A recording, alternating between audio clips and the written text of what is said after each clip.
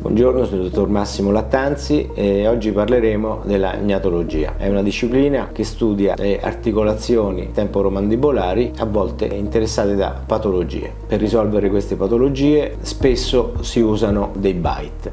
Che cos'è un bite? Sono dei piccoli apparecchi in resina che vengono posizionati o nell'arcata superiore o nell'arcata inferiore del paziente. Vengono utilizzati per chi ha problemi di bruxismo, cioè di grigna ai denti, per chi serra molto le arcate dentarie.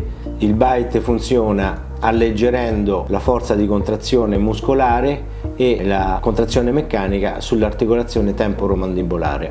Il nostro studio è specializzato per realizzare bite. Si procede rilevando un'impronta, le impronte vengono rilevate con un nuovo sistema digitale, uno scanner intraorale che ci dà l'esatta posizione dell'arcata superiore ed inferiore. Prima di realizzare le impronte si procede con una visita per verificare punti di precontatto in bocca o di malocclusione, per poi modificare la posizione delle due arcate dentarie, quindi si procede con la realizzazione del bite. Una volta realizzato il bite si posiziona in bocca e si controlla che tutto funzioni al meglio. Si effettuano nelle settimane successive uno o più controlli fino a che non si verifica che l'occlusione è corretta.